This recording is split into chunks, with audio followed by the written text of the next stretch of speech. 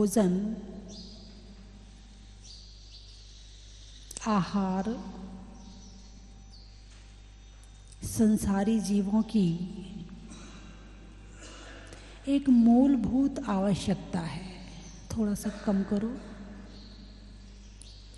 इसके बिना जीवन चलने वाला नहीं है। लेकिन इससे भी जीवन चले ये भी जरूरी नहीं है। भोजन अमृत है कि जहर है? अरे बोलिए ना, जहर है कि अमृत है? पानी जहर है कि अमृत है? अमृत है। फल खा के पानी पी लो। अरे बोलिए ना, फल खाए और उसके ऊपर ठंडा ठंडा फ्रीज का पानी पी लो, क्या होगा? जहर का काम करेगा, अमृत का काम करेगा? जहर का काम करेगा। कोई भी चीज ना जहर है ना अमृत है, उसे लेने का तरीका आना चाहिए। यहां तक कि सांप का जहर भी अमृत बन जाता है। कब? जब दवाई के रूप में लिया जाता है। जो कीमोथेरेपी है ना, कीमो, जिसको कैंसर हो जाता है, कीमो क्या है? सांप का जहर ही तो है। सांप का जहर ही तो है। लेकिन जहर को मारने के लिए जहर चाहिए। तो जो कैंसर के कीटाणु हैं वो जहर से ही मरते हैं। वो इतने ज़्यादा खतरनाक हैं। यदि छोटा बुखार आया है तो छोटी गोली से चला जाएगा, लेकिन बड़ा आया है तो फिर बड़ी चाहिए। ऐसे ही कैंसर एक बहुत बड़ी बीमारी है। उसके जो कीटाणु हैं वो जहर से ही मरते हैं। तो जहर क्या बन गया इंसान के लिए? जीवन दान देने के लिए अमृत बन गया। क्या बन गया? अमृत बन गया।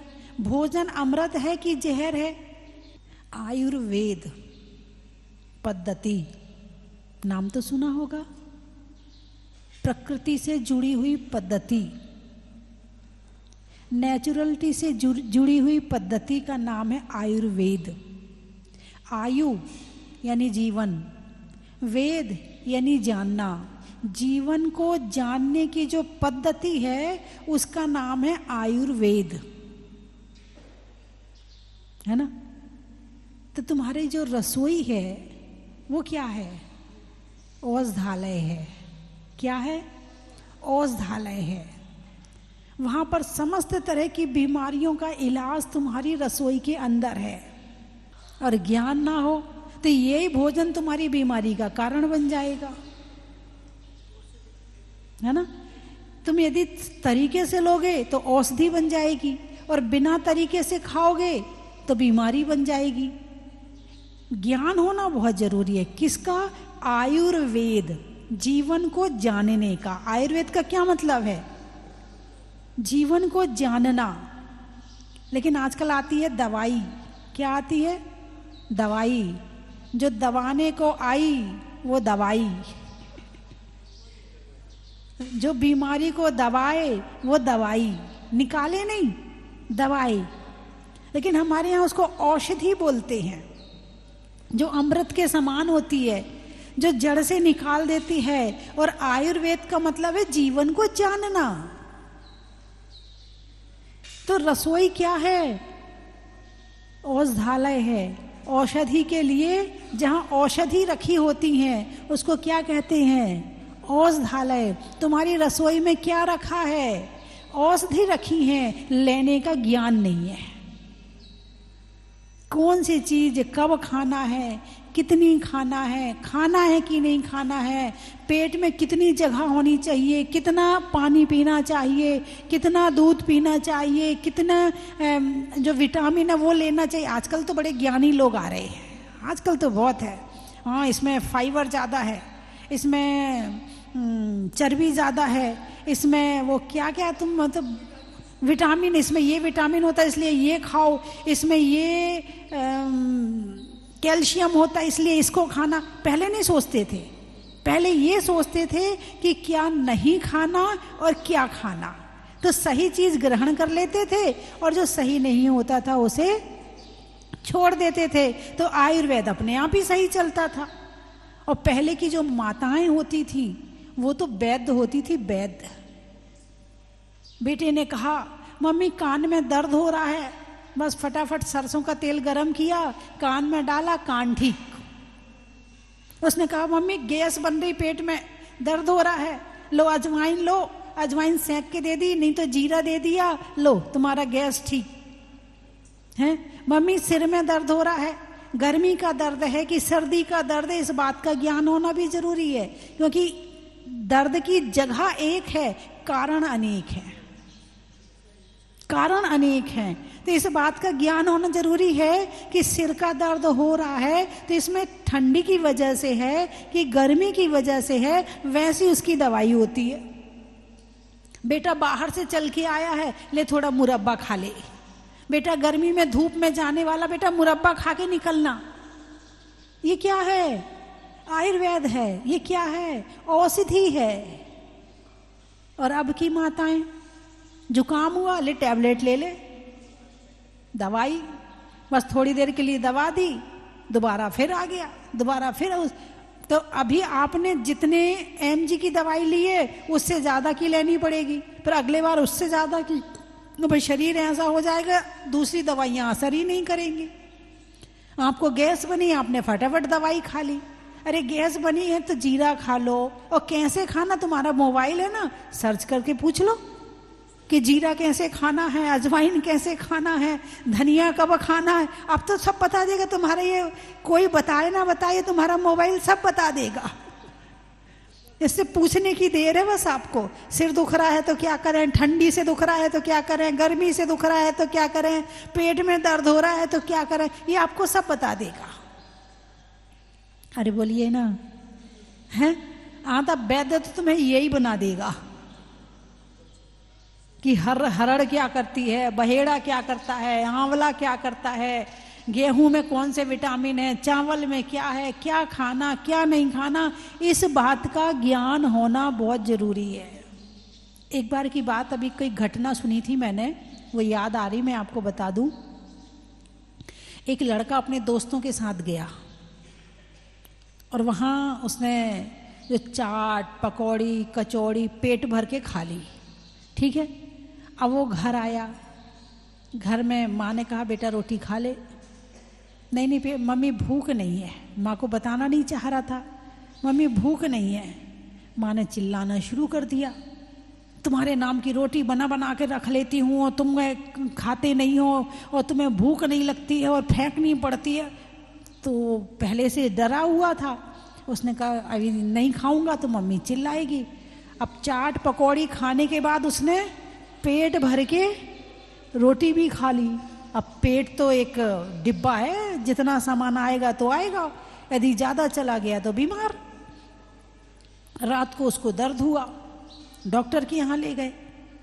अब डॉक्टर ने सोचा पता नहीं क्या, उसने फिर भी नहीं बताया कि मैंने चाट पकौड़ी खाई थी, उसके ऊपर से रोटी खा ली। फिर भी नहीं बताया कि उल्टी करवा दें, कुछ करवा दें, नहीं बताया। अब डॉक्टर के यहाँ गए तो डॉक्टर ने भी अपने इलाज शुरू कर दिए। वहाँ समझ में नहीं आया कि बीमारी क्या है, उसे दिल्ली भेज दिया। और दिल्ली जाते जाते उसके जाने क्या पेट में ऐसा हुआ कि वो लड़का मर गया। इसीलिए बचपन से बच्चों को इस बात का ज्ञान देना जरूरी है कि फल के ऊपर पानी मत पियो, दूध के ऊपर शिकंजी मत पियो, इसके ऊपर ये मत खाओ, उसके साथ ये मत खाओ। इस बात का ज्ञान बच्चों को देना भी बहुत जरूरी है।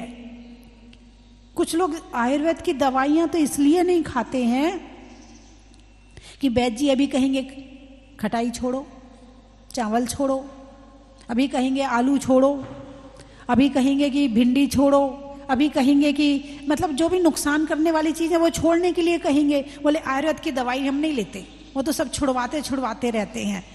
अंग्रेजी दवाई सबसे अच्छी, चाहे पीलिया क्यों ना हो जाए, सब खाओ, दवाई भी खाओ और सब खाओ, हैं। और जबकि पीलिया की दवाई कुछ भी नहीं है, केवल एक पत्ती आती है, हरी पत्ती, है ना, आती, उसको दूध में मिला के कोई देते हैं।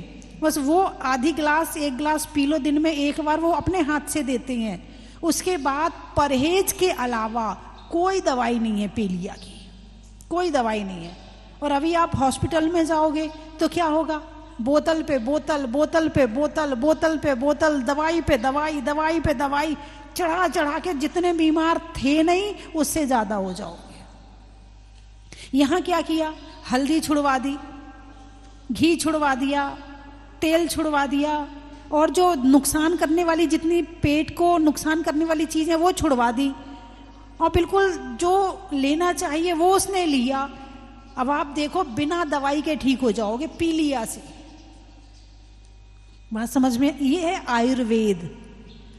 और यदि किसी डॉक्टर के यहाँ गए तो सुबह की दवाई अलग, उसके 2 घंटे के बाद की अलग, 3 घंटे के बाद अलग, 4 घंटे की अलग, सोने की अलग, उठने की अलग, सुबह से शाम तक दवाई खिला खिला के जितना पेट खराब था नहीं उससे ज्यादा कर देगा। और छोड़ने के लिए तो कुछ कहेगा ही नहीं कि आपको कुछ नुकसान करना, आप तो सब खाओ, जो खाना आपको सब खाओ, आप तो बस हमारी दवाई खा लो आप, ताकि दोबारा दवाई खाने फिर जरूर आओगे। और आयुर्वेद में क्या है, खांसी हुई है तो क्या छुड़वाएंगे, नींबू की शिकंजी, नींबू, इमली, दही, यही तो छुड़वाएंगे ना। आपने इतनी चीजें छोड़ दी और फिर दवाई खाओगे, थोड़े दिन में वो जल्दी ठीक हो जाओगे। अब वो कहता आप तो नींबू भी खाओ, इमली भी खाओ, बस मेरी दवाई खा लो। यही है ना अंग्रेजी दवाई, एलोपैथी यही तो सिखाती है? तो आयुर्वेद घर की माँ को वैद्य के समान होना चाहिए, और इस बात का ज्ञान होना चाहिए कि बच्चे को क्या नुकसान करता है, क्या नुकसान नहीं करता है, इसकी गर्म प्रकृति है कि इसकी ठंडी प्रकृति है कि इसकी गैस वाली प्रकृति है। माँ को इस बात का ज्ञान होना बहुत जरूरी है।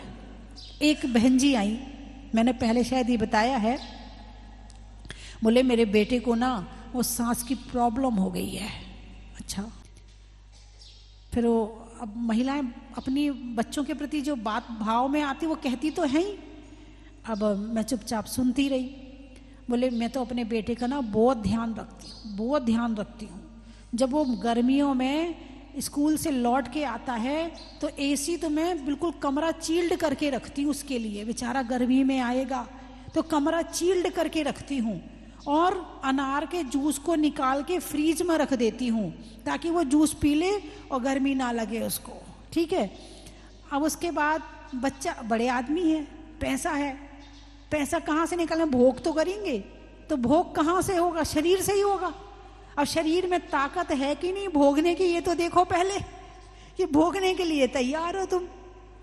अब बेटा रात में कहाँ सोता है, एसी में सोता है, स्कूल जाता है तो बस एसी, स्कूल एसी, लौट के आया तो एसी, उसको गर्मी लगी कहाँ, और आते ही उसको तुमने जूस और पिला दिया फ्रीज का ठंडा ठंडा।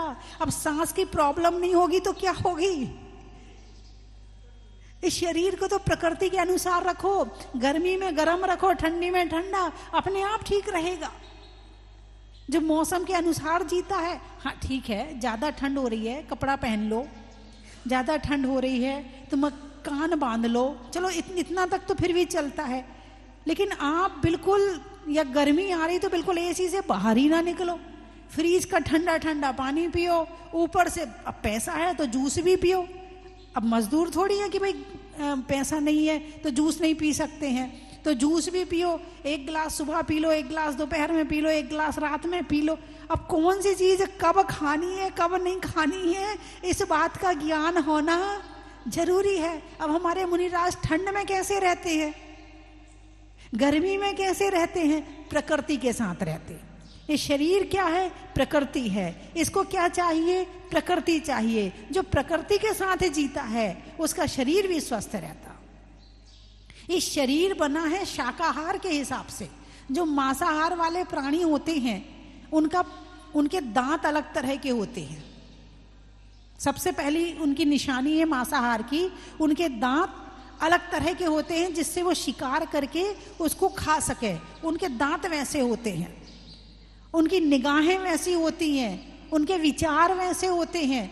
और जो शाकाहारी पशु होते हैं उनके दांत अलग तरह के, जैसे गाय है, भैंस है, ये अलग तरह, इनके दांत अंदर की तरफ होते हैं और जो कुत्ता आदि उनके 2-3 दांत बाहर की तरफ निकले होते, आपने ध्यान दिया हो तो, है ना, तो वो मांसाहारी है। तो मनुष्य क्या है? शाकाहारी। इसके दांत कैसे हैं? शाकाहारी। अच्छा, गाय पानी कैसे पीती है? जीभ निकाल के पीती है या मुंह बंद करके पी लेती है? जीभ निकाल के नहीं पीती है, जीभ निकाल के गाय नहीं पीती है, शाकाहारी है। लेकिन जो मांसाहारी पशु है वो जीभ से पानी पीता है। आप ध्यान, कुत्ता है, कुत्ता जीभ से पीता, मांसाहारी है। तो मनुष्य कैसे पानी पीता है? अरे बोलिए ना, मुंह से पीता ना कि जीभ निकाल के पीता है? नहीं पीता ना। तो मनुष्य का शरीर कैसा बना है? शाकाहार के हिसाब से। कैसा बना है? शाकाहार के हिसाब से। तो कैसा भोजन होना चाहिए? शाकाहार के हिसाब से। 3 तरह का भोजन होता है, राजसिक, तामसिक और सात्विक। राजसिक, जो राजा आदि होते हैं, पहलवान होते हैं, उनको राजा मतलब गरिष्ठ भोजन। कैसा भोजन? गरिष्ठ भोजन, ये राजसिक भोजन है। तामसिक भोजन, तामसिक, तम यानी अंधेरा, तम यानी अंधेरा। पहली बात है, जो आलू है, प्याज है, गाजर है, वो कहाँ होती है? उजाले में कि अंधेरे में? जमीन के अंदर क्या है? अंधेरा है कि उजाला है? अंधेरा है ना। अरे बोलिए ना, जब अंधेरे की चीज होगी तो तुम्हारे जीवन में क्या लाएगी? अंधेरा लाएगी। तुम्हें रात में खाने को प्रेरित करेगी, तुमसे उल्टे सीधे चीज काम करवाएगी। इसको कहते हैं तामसिक भोजन। कौन सा भोजन? तामसिक भोजन। और तीसरा है सात्विक भोजन। अब सात्विक को बताने की जरूरत नहीं है, हैं? आज आप देखो, किसी भी एरोप्लेन में यदि कोई अग्रवाल जाए, कोई इस तरह के जो सात्विक लोग होते हैं, और जब वहां जाते हैं तो वहां पता कौन सा भोजन मांगते, कौन सी थाली मांगते हैं? जैन थाली दे दो। कौन सी थाली दे दो? जैन थाली दोगे, उसमें आलू नहीं आएगा, प्याज नहीं आएगा, उसमें जो सात्विक चीजें हैं वो ही आएगा। और इसके अलावा जो थाली है वो तामसिक है ना। तो आलू क्या है? तामसिक भोजन है। इसीलिए मना करते कि आलू आदि नहीं खाना चाहिए। एक आलू में अनंतानंत जीव होते हैं। कितने जीव? यदि एक लौकी है तो एक लौकी में एक जीव है, एक लौकी में एक जीव है।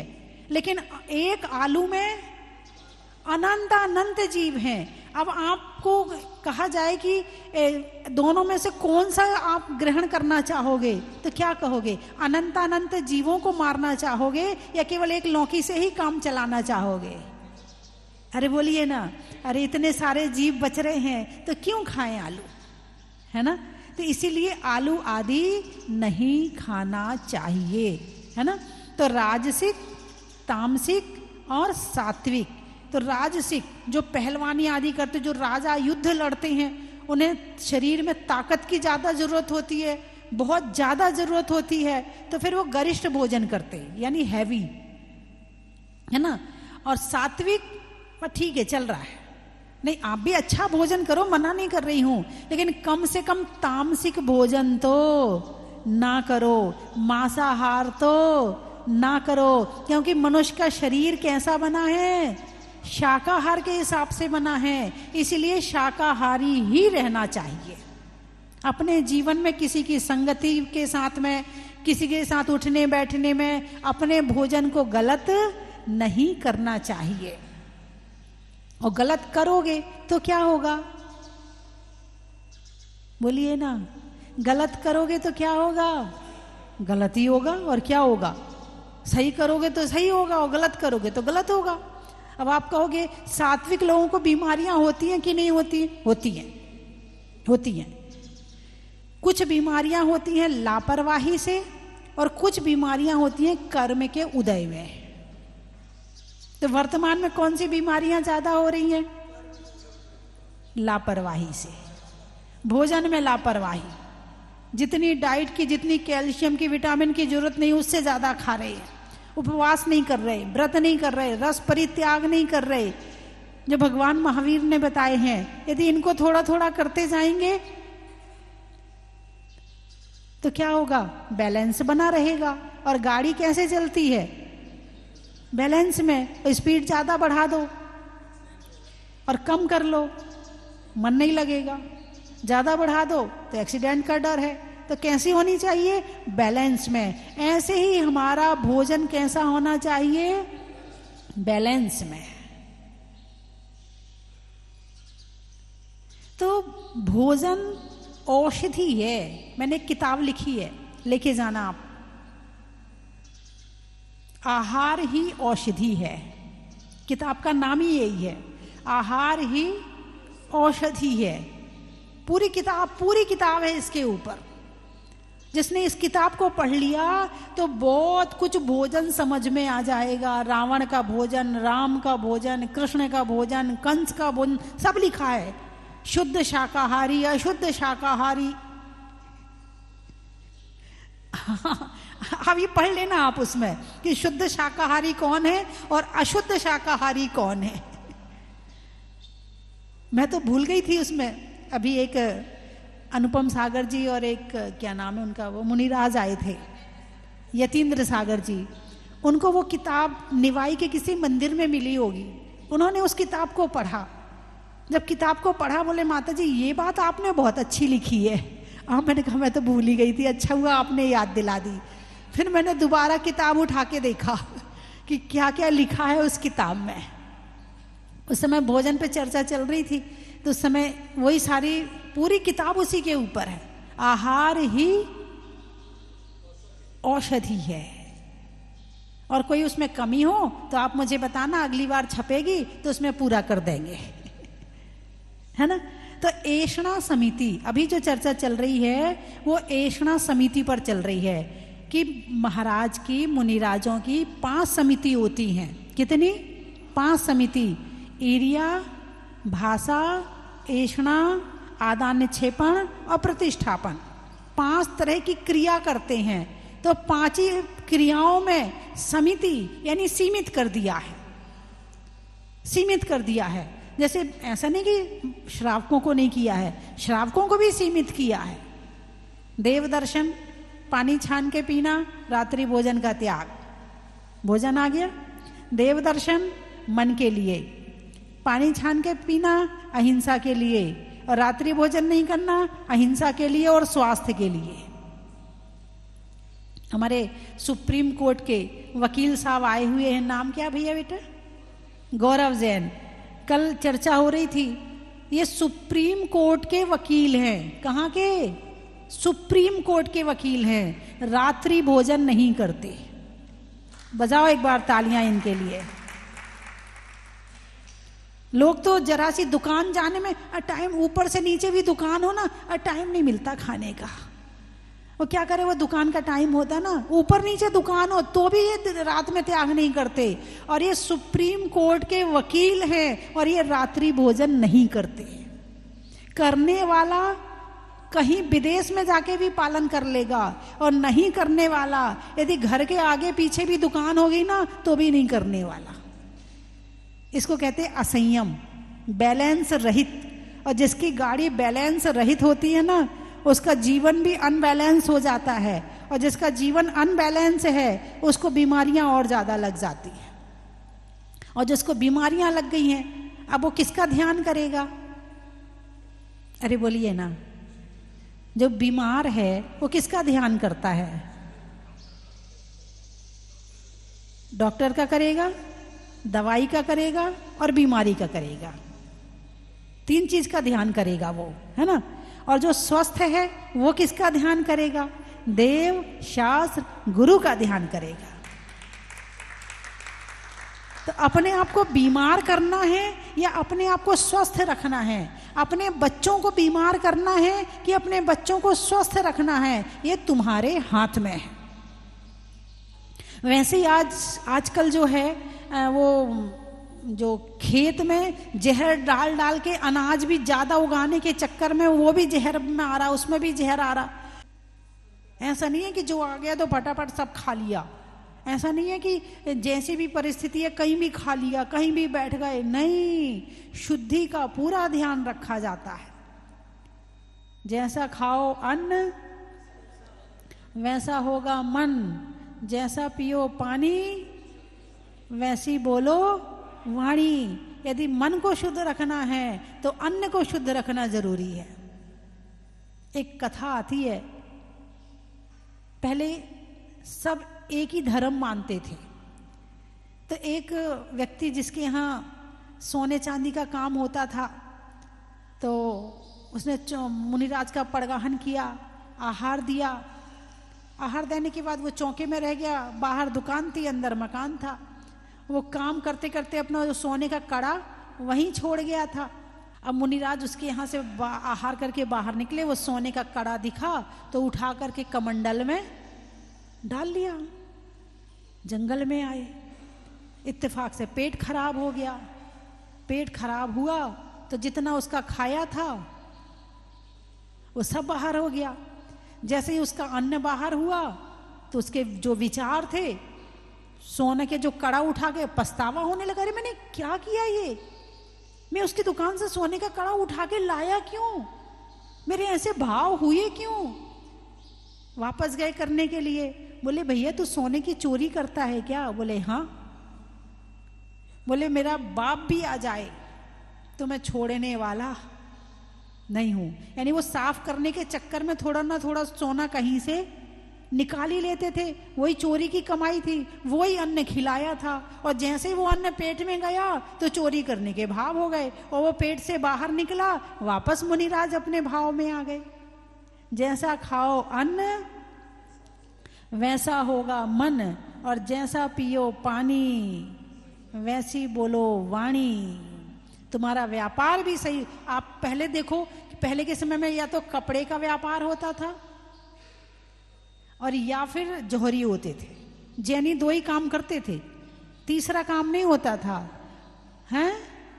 और किराना की दुकान मान लो, उसमें भी इतनी हिंसा नहीं है, उसमें भी इतना वो नहीं होता है ना। अब तो ब्यूटी पार्लर खुल रहे हैं जैनियों के। बाल काटने का काम किसका है? अरे बोलिए ना। नाइयों का हाथ पांव साफ करने का काम किसका है? और अब जूते चप्पल की दुकान भी हो रही है। तो हमारा जो व्यापार है वो भी धर्म से रिलेटेड होना चाहिए।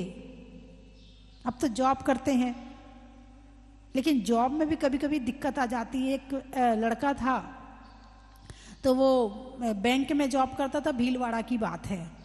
अब जब बैंक में जॉब करता है तो वहाँ लोन लेने वाले आते हैं, उसका डिपार्टमेंट लोन डिपार्टमेंट था। अब एक आदमी आ गया वो मच्छी पालन केंद्र के लिए लोन लेने के लिए। अब वो कहे, जेनी तो बेचारा परेशान हो गया, मैं तो देने वाला, चाहे मुझे नौकरी छोड़नी पड़े, लेकिन मैं उसको लोन देने वाला नहीं हूँ। अब उसे वो आया यहाँ, भगवान के सामने प्रार्थना करी, भगवान आप रक्षा करो, नहीं तो नौकरी छोड़ दूंगा, लेकिन मैं ये काम तो करने वाला नहीं हूँ। जब वो यहाँ से वापस गया तो उसका जो लोन का फॉर्म था वो कैंसिल हो गया, उसने वापस ले लिया था, किसी कारण से उसको लोन चाहिए नहीं था।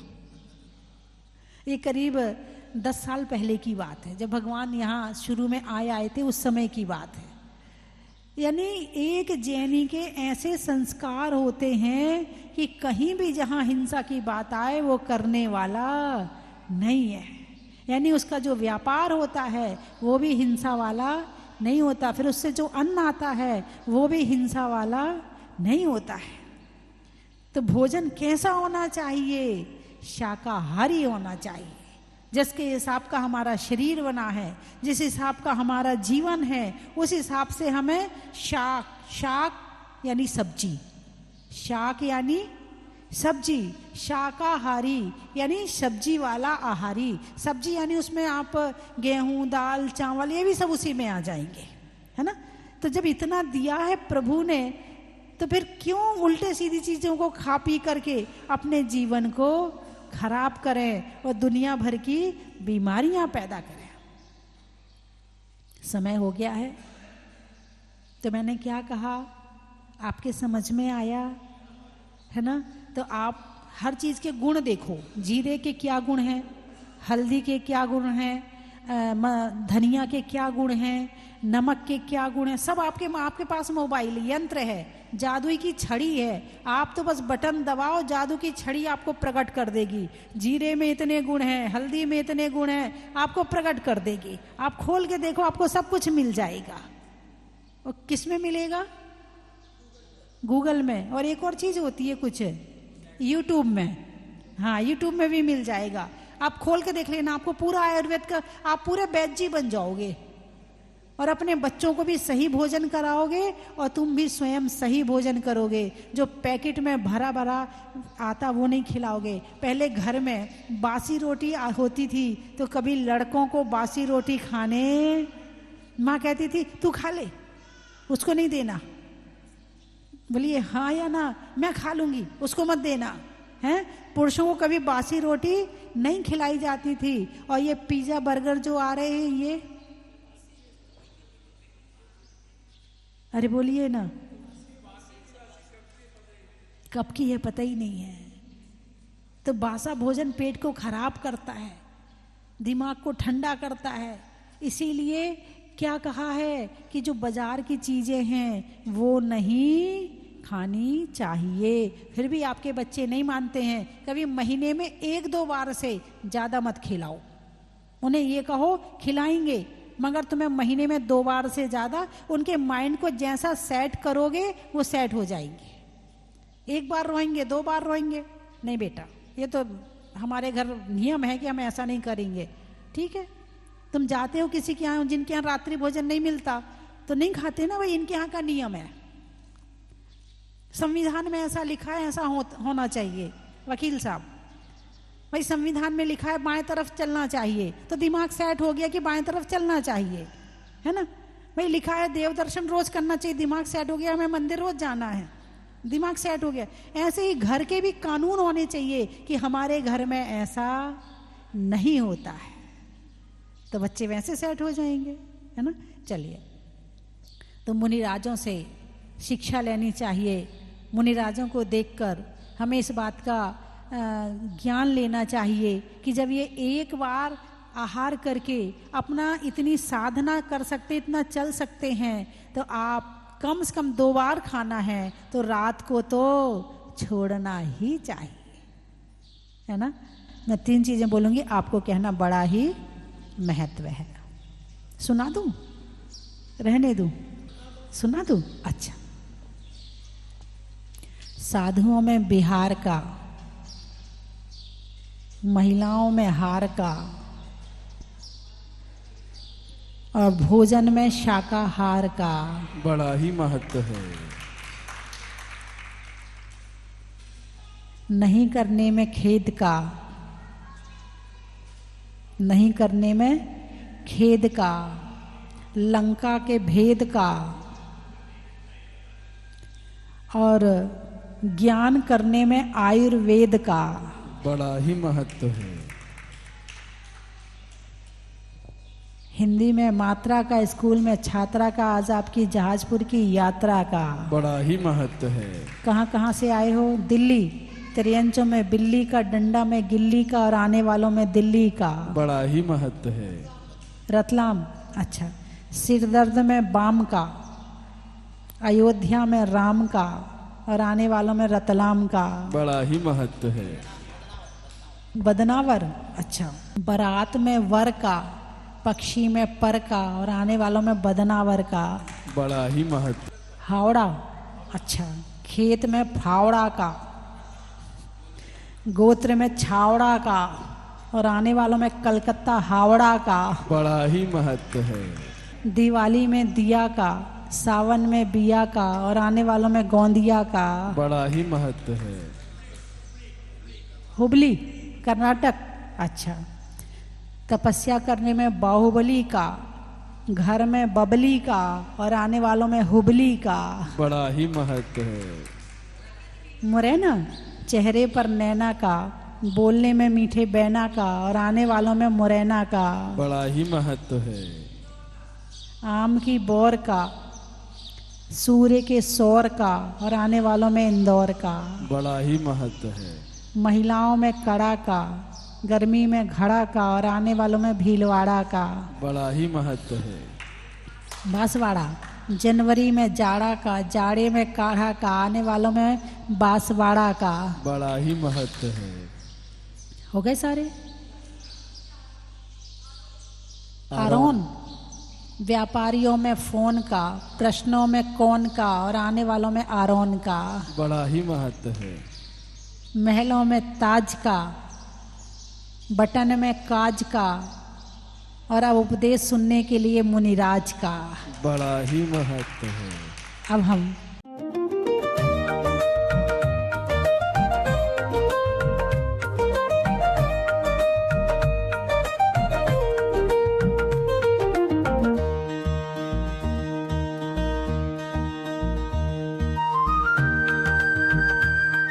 कंचन की थाल को सजाओ रे आज, रत्नों की थाल को भर लाओ रे आज। आओ आओ करे रे गुणगान आरती भगवन की। आओ आओ करे गुणगान आरती भगवन की। आओ आओ करे रे गुणगान आरती भगवन की।